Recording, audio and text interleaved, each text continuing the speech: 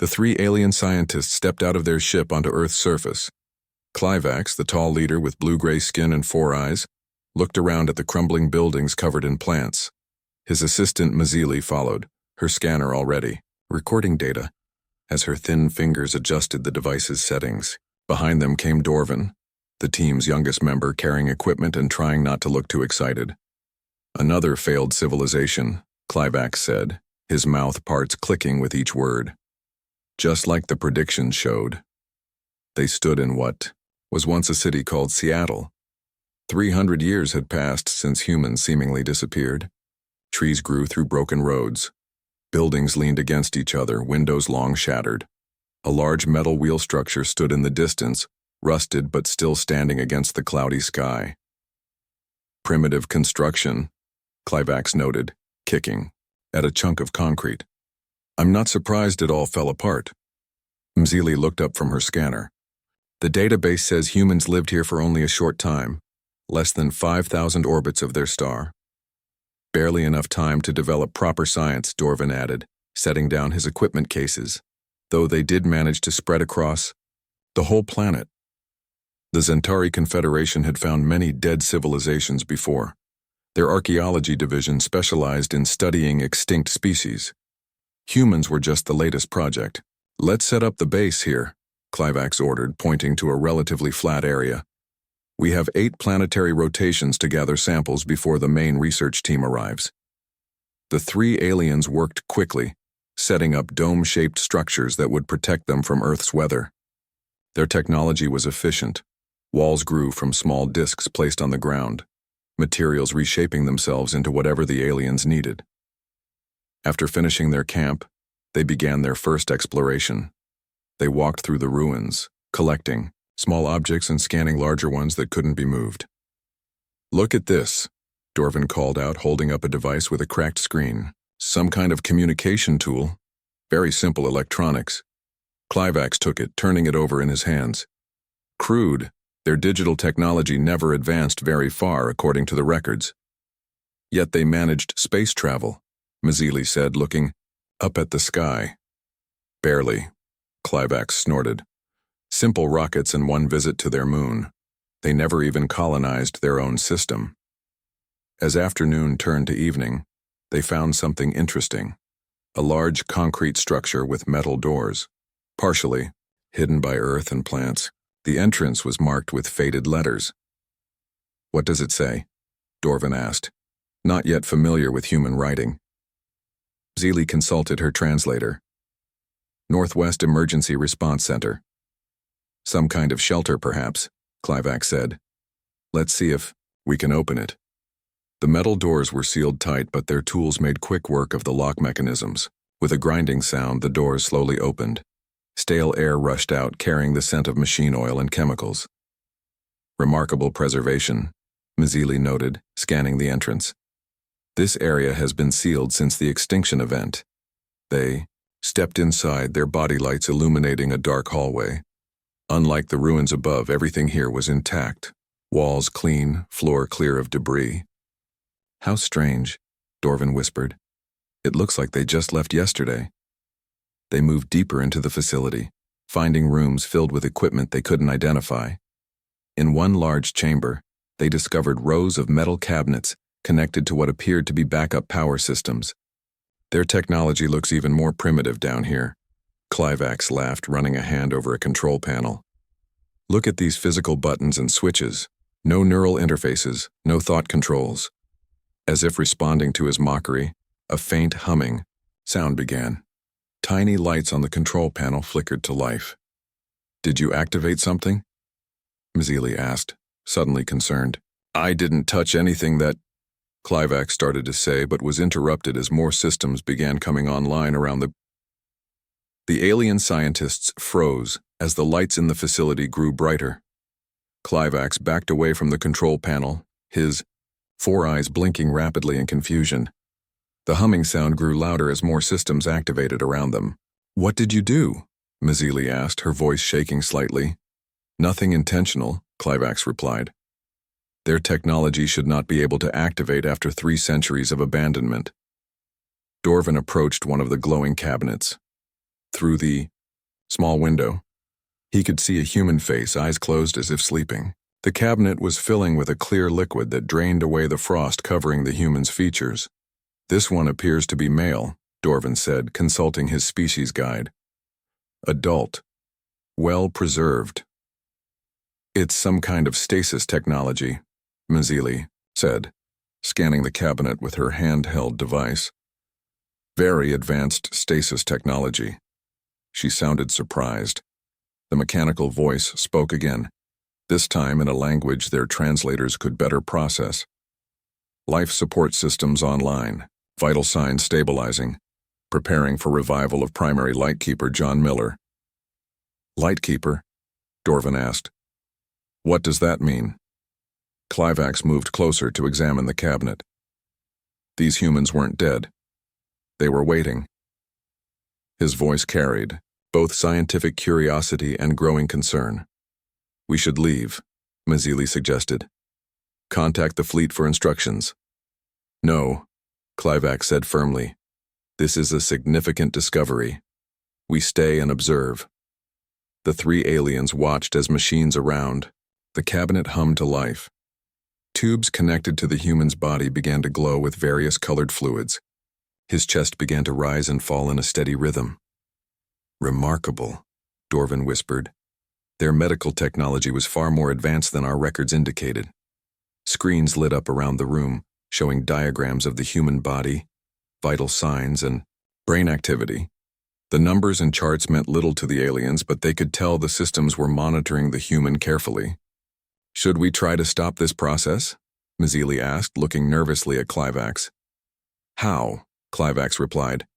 "We don't understand their systems well enough to safely interrupt." A soft beeping sound began, growing faster by the second. The cabinet's front panel slid open with a hiss of escaping air.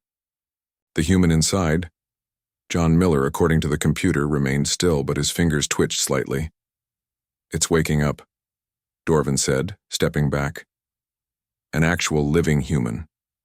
"Impossible," Mazzili muttered. "Their species has been extinct for centuries."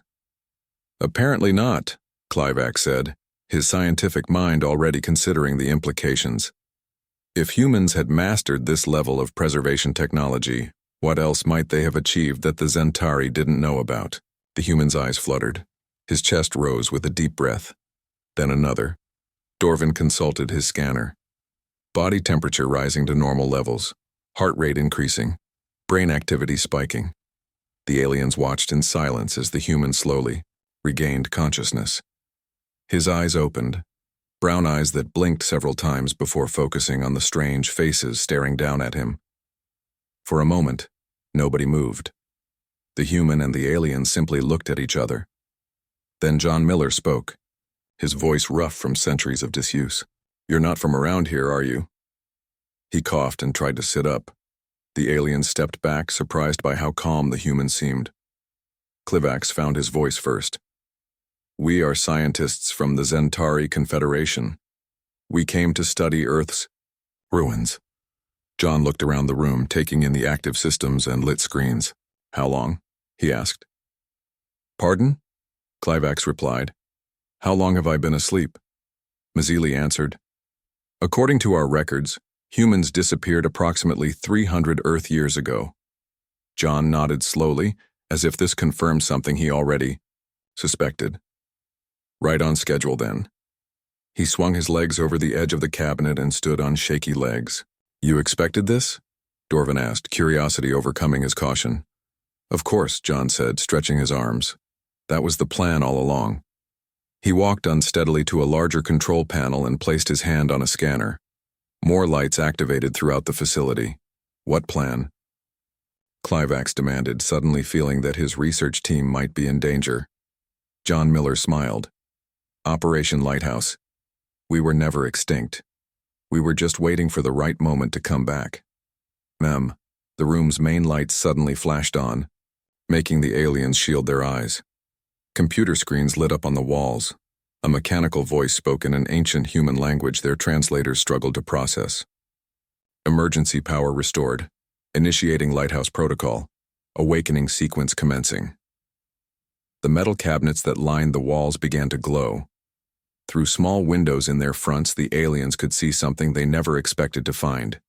Humans. Preserved. And now, very possibly, waking up. John Miller walked around the room slowly, his legs growing stronger with each step. The three aliens watched him carefully, unsure what to expect from this human who had slept for 3 centuries. "You have questions," John said, stopping at a large screen to check something. "That's understandable." Clivax stepped forward. "You said this was planned. Operation Lighthouse. Explain." John nodded and sat down in a chair that adjusted to his body shape. "Earth was dying. We faced too many problems at once. Climate collapse, resource shortages, a deadly virus. We couldn't solve them all in time." "So your species gave up?" Manzili asked. "That contradicts what we know about human behavior." John smiled. "We didn't give up. We adapted. The public story was that humanity was evacuating Earth on generation ships. Those ships did launch, carrying millions of people to search for new homes. We found no records of successful human colonies," Dorvan said. "You wouldn't have," John replied. "They were instructed to avoid contact with other intelligent life until Earth signaled it was safe." John tapped at the screen, bringing up a map of Earth with dozens of glowing dots. But the ships were only part of the plan. These are lighthouse facilities like this one built all over the planet. Each contains light keepers, volunteers who would sleep until Earth healed itself. Clivax crossed his arms. "You expect us to believe humans had this level of preservation technology? Your ruins show primitive development. What you see on the surface was what we wanted anyone to see," John said. He pressed another button, and a hidden panel in the wall slid open. Inside was a sleek device that he attached to his wrist. Immediately, a holographic display appeared above it.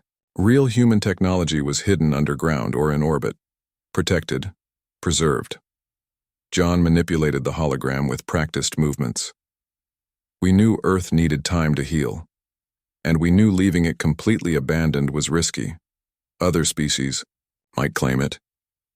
"So you hid," Manzili said, her scientific mind processing this new information. "We waited," John corrected. "Big difference." Dorvan looked at the map with all its glowing points. "Are there more humans waking up now?" "Yes. The beacon protocol is active. Other light keepers will be awakening all over the planet." John zoomed in on one of the dots on the map. "This facility in what was once Buenos Aires should be activating right about now." A section of the map changed color from red to green. Text appeared beside it. "Online. Lightkeeper Garcia awakening." "Who is Garcia?" Clivax asked. "Olivia Garcia. One of our best engineers. Each lightkeeper has specific skills needed for the restoration." John looked directly at Clivax. "I was security and first contact. That's why I woke up when you arrived." The facility's communication system suddenly activated.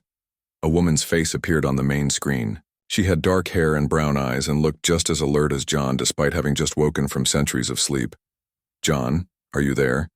Systems show you're awake." Her eyes widened when she saw the aliens. "I see we have company." "Olivia, meet our visitors from the Zentari Confederation," John said. "They found our little sleeping arrangement." Olivia nodded at the aliens.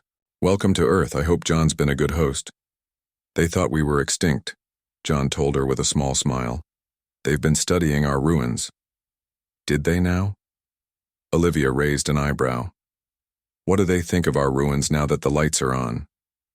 Clivax and his team watched in silence as John and Olivia worked together, despite being thousands of miles apart. Their fingers moved across screens and holographic controls with practiced ease. More green dots appeared on the global map every few minutes.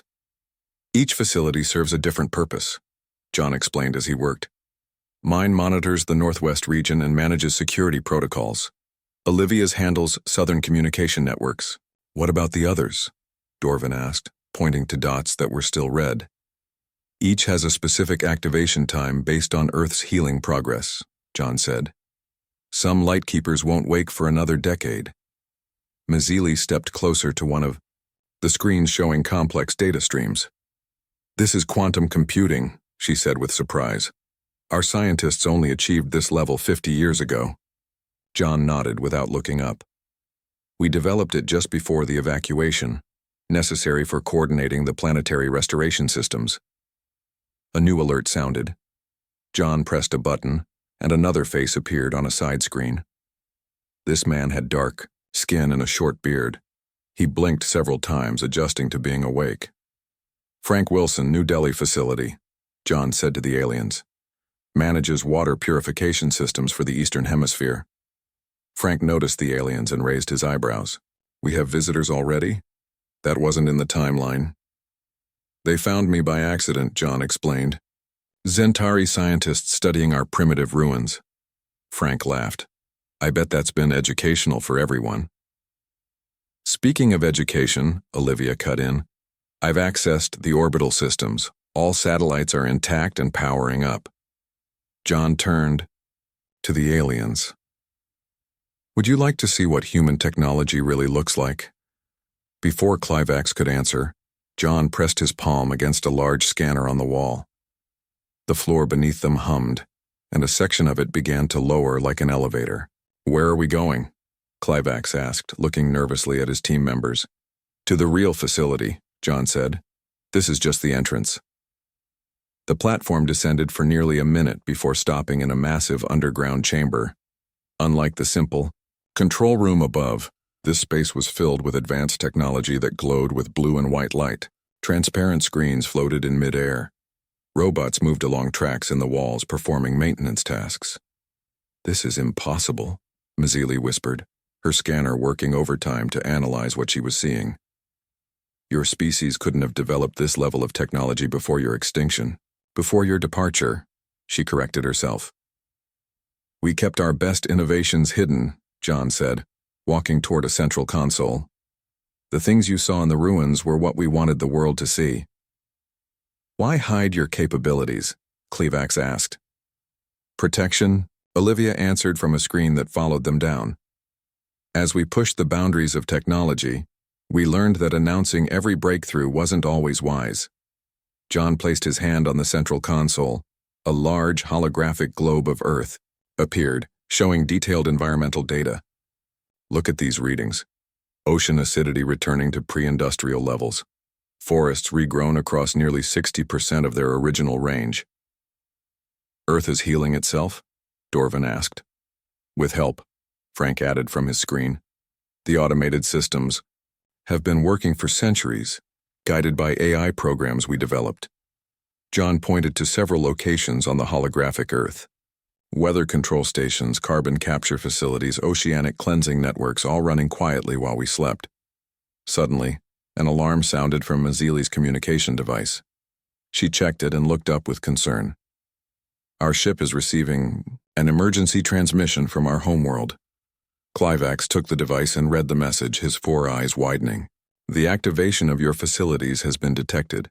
Energy signatures are visible from space. He looked at John. A Zentari military fleet has been dispatched to investigate. John exchanged glances with Olivia and Frank on their screens. How long until they arrive? 3 Earth days, Clivax said. Maybe 4. John nodded slowly. Then we have work to do. He turned to the central console and pressed a sequence of buttons. Throughout the massive chamber, more systems began powering up. Looks like we're ahead of schedule. Clivax stepped closer to the screen. Your technology, when it's far more advanced than our records indicated. That was intentional, Olivia said. We didn't want anyone knowing what we were capable of until we were ready to return. John turned to the aliens. What my friend is trying to say is that humanity faced extinction, but we chose a different path. We didn't die out, we simply pressed pause. The ground beneath them rumbled slightly as more systems came online throughout the facility. And now, John said, watching as more dots on the global map turned green, we're pressing play. Over the next 24 hours, more lightkeepers awoke around the world. Karen Powell in Cairo, Steve Harris in Sydney, Maria Rodriguez in Mexico City. Each one brought different systems online as John coordinated their efforts from Seattle. Clivax and his team remained in the underground facility, watching the humans work with growing amazement. The technology they controlled went far beyond anything in the alien records about Earth. "Your military will expect a report," John said to Clivax, as they stood before a wall of screens showing global activities. "What will you tell them?" Clivax's 4 eyes blinked in sequence, a sign of deep thought among his species. "The truth, I suppose, that humans never truly went extinct, that you've been waiting." "And our technology?" John asked. "Also the truth," Clivax admitted. "It is far more advanced than we believed."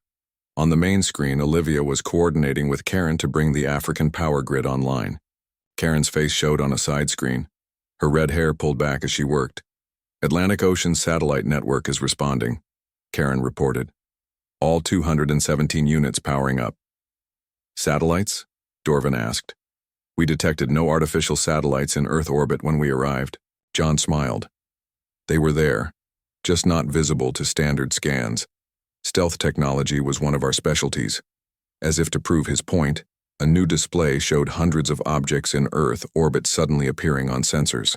Some were small, communication relays.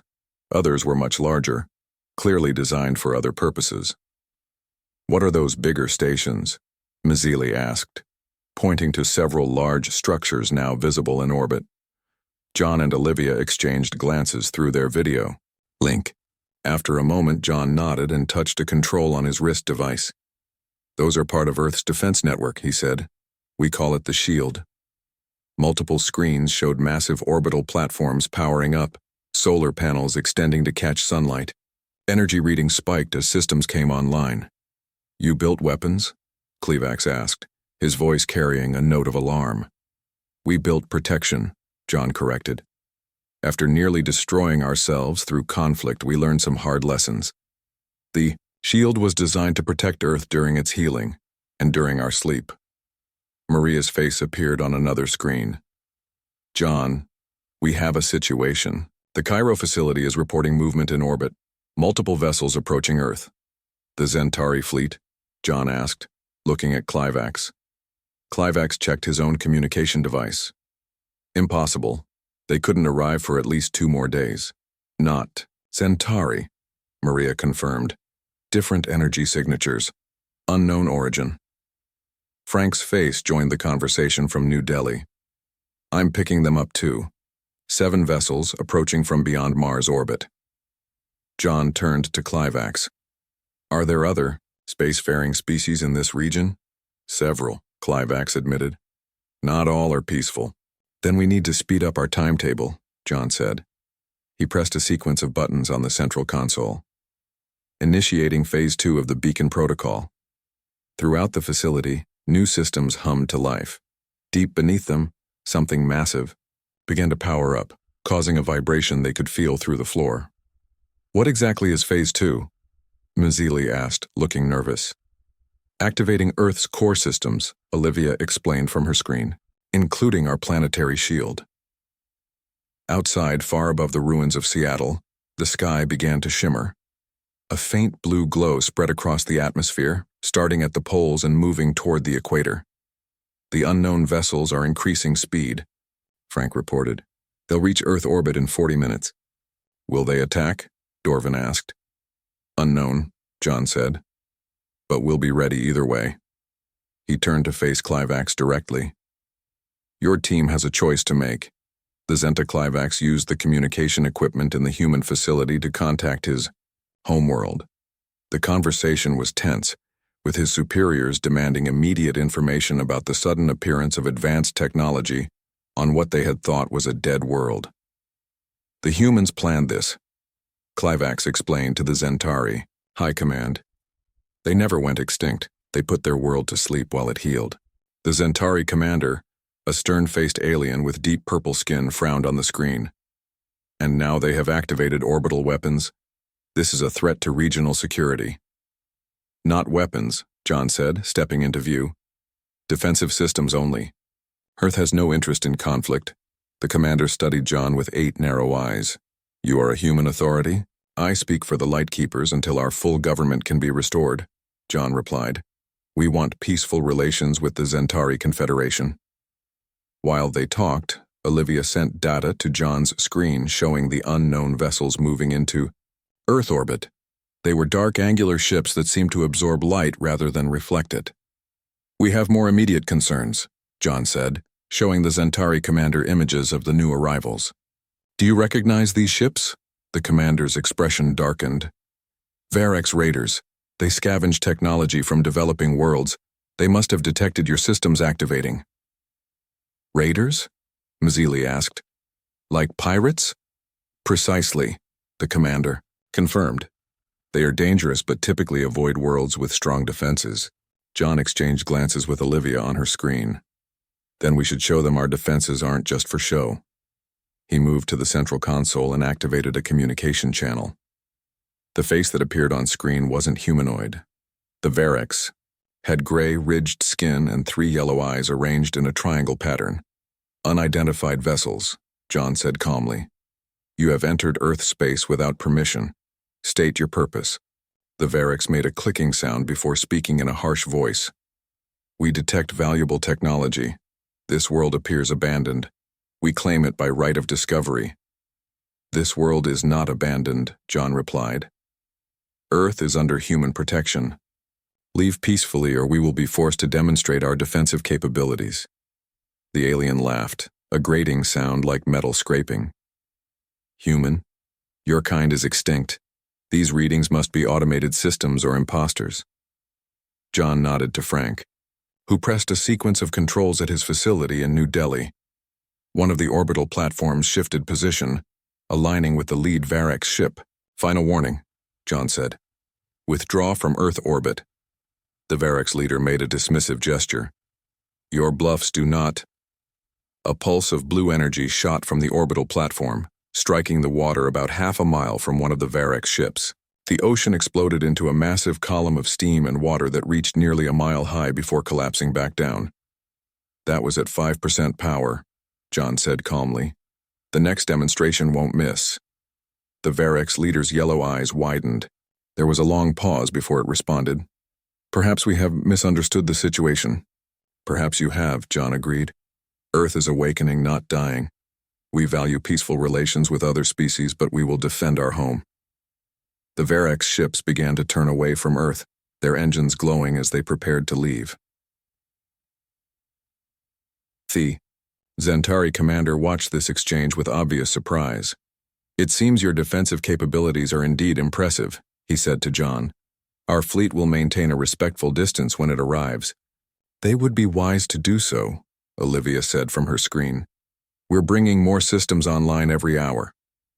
After the communications ended, Clevax approached John. You could have destroyed those ships, yet you chose a warning shot. Why? John looked at the alien scientist. Because 300 years ago, humanity nearly destroyed itself through violence and conflict. We learned that power without wisdom leads to extinction. When we decided to put our world to sleep, we also decided to wake up as a different species, one that understands the value of restraint. Dorvan, who had been quietly observing, finally spoke up. What happens now? John looked at the global map where more green dots appeared by the hour. Now we proceed with waking Earth. And there's something else I need to show you, something even more important than our defense systems. What could be more important than that? Mimzili asked. John smiled. The reason we went to all this trouble, in the first place.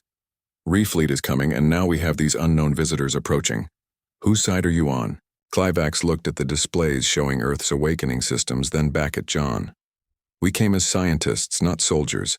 We seek knowledge, not conflict. John nodded. Then help us avoid unnecessary fighting.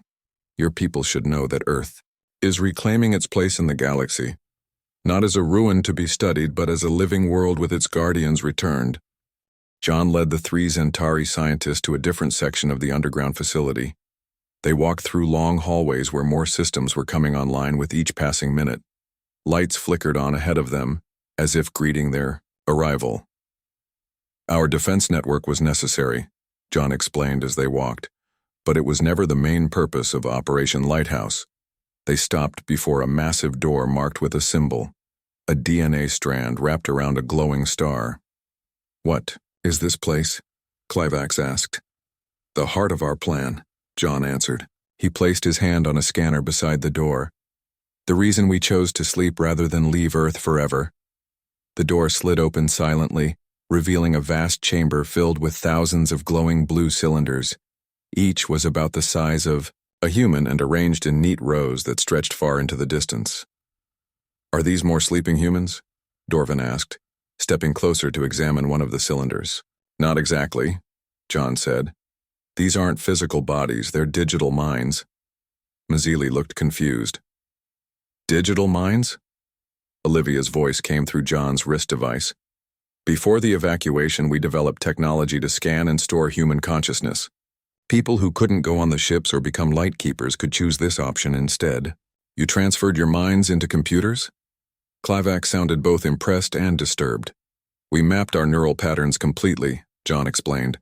"Every memory, personality trait, and thought process preserved digitally." He walked between the rows of cylinders, the aliens following closely behind. "These units contain millions of human minds. Our greatest thinkers, artists, and ordinary citizens who wanted a second chance on a healed Earth." "How can they live without bodies?" Dorvin asked. John stopped at a control panel and typed a sequence of commands. A section of the wall opened to reveal another chamber. Inside were rows of empty humanoid forms made of a silvery material. "Synthetic bodies," John said. "Designed to house the digital minds, more durable than our original biology, less vulnerable to disease and aging." "You became machines?" Clivax asked. "We became better," John corrected. "We found a way to preserve what makes us human while leaving behind some of our biological limitations." Mazzilli stepped forward to examine one of the synthetic bodies. "But you still have your original form." "Lightkeepers kept our biological bodies, enhanced with certain improvements," John explained. "We needed to maintain a connection to our humanity, to remember what we were fighting to preserve." A notification sounded from John's wrist device. Frank's face appeared in a small hologram. "John, we've detected the Zentari fleet. They'll arrive in 12 hours. "Thank you, Frank. Keep monitoring them." John turned to Clivax. "Your military will be here soon. They need to understand what's happening here." "What exactly is happening?" Clivax asked. John gestured to the vast room of stored minds. "Rebirth. The greatest minds in human history are about to return. Scientists who can help heal the damage we did to Earth. Artists to inspire us, engineers to rebuild our cities." Olivia's voice added, "The physical ships that left Earth carried our children to safety. Those who return to Earth will be our original minds in new forms." John walked to a central console in the room. "Today we activated Earth's defensive systems out of necessity, but tomorrow we begin restoring human civilization." He pressed his palm to the console. Throughout the vast chamber, cylinders began to glow more brightly. Status indicators changed from dormant to active. "What are you doing?" Mazzilli asked. "Starting the first wave of revivals," John said. 1,000 minds who will help prepare Earth for the others."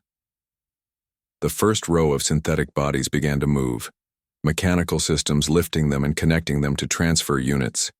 12 hours later, the Zentari military fleet arrived in Earth orbit. 7 large warships positioned themselves in a defensive formation, their weapons systems ready. Commander Praxis, leader of the fleet, demanded to speak with whoever was in charge of the planet.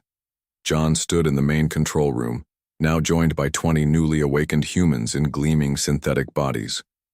Their movements were fluid and natural, almost indistinguishable from biological humans except for a slight glow beneath their skin. "I am Commander Praxis of the Zentari Confederation," the alien said from the main screen. His uniform was decorated with symbols of rank and achievement. "We detected unauthorized technology activation on a world listed as uninhabited. Explain yourselves." John stepped forward. "I am John Miller, acting coordinator for Earth's restoration." "This world was never abandoned, Commander," It was healing while we slept. Clivax and his science team stood nearby, watching the exchange. Clivax had spent hours sending data and reports to his superiors, trying to explain the true situation on Earth. Our records show this planet was considered extinct, Praxis said firmly. Any technology here is salvaged by galactic law. Your records are incomplete, John replied calmly. Earth was never extinct. We simply stepped back to allow our world to heal. Praxis's expression hardened. Regardless of your claims, this sudden reactivation of military-grade systems represents a potential threat to Zentari interests in this sector. One of the newly awakened humans stepped forward, a woman with silver-white synthetic skin and remarkable presence. John nodded respectfully as she addressed the commander. I am Dr. Elizabeth Bennett, former Secretary General of the United Nations before the sleep, she said. Earth has no hostile intentions toward any species. Our defensive systems exist solely to protect our world during its restoration. Praxis studied her with narrowed eyes. Your technology appears far more advanced than our records indicated humans had achieved. We kept our greatest innovations hidden, Dr. Bennett explained. A precaution that history has proven wise. The tension was broken by an alert from Olivia in Buenos Aires. John, the orbital scanners have detected something approaching from deep space. It's massive. All eyes turned to a secondary screen showing a section of space beyond Mars. A group of enormous ships was emerging from what appeared to be a fold in space itself. The generation ships, John whispered. They're returning. Impossible, Praxis said. Those ships must be hostile forces. No, John replied with absolute certainty. Those are human ships, the descendants of those who left Earth centuries ago. They must have detected our awakening signal. The massive ships moved with graceful precision despite their size. The lead vessel transmitted a message that played throughout the control room. Earth Command, this is Captain Ben Miller of the Generation Ship Hope. We've received the lighthouse signal. The fleet is returning home. It's been a long journey. John's eyes widened. Miller?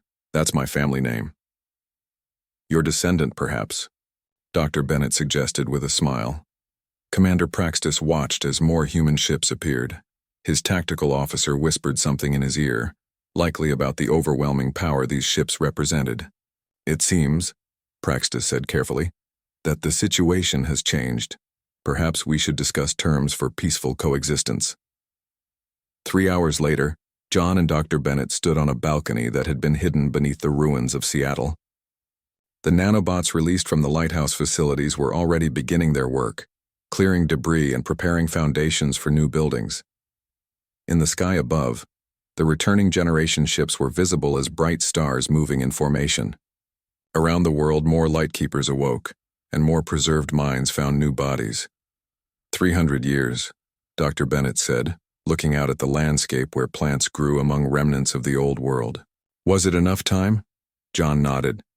Earth has healed more than we have, but we'll catch up. In orbit, the Zentari ships maintained a respectful distance as the human fleet established positions around their home planet. The blue glow of the planetary shield shimmered in the atmosphere, visible even in daylight. They laughed at our ruins, John said quietly. Now they'll learn from our rebirth. Dr. Bennett smiled. Humanity never left. We just turned off the lights for a while. And now, John replied, watching as the first new buildings began to rise from the restored Earth. We've turned them back. So are the cylinders.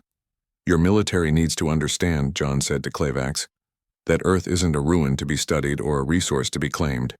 It's a world being reborn. Clivax watched the process with wide eyes. This will change everything in our region of space. A new civilization appearing overnight. Not new, John corrected. Just returning after a long sleep. Earth has been healing. And now it's our turn to wake up.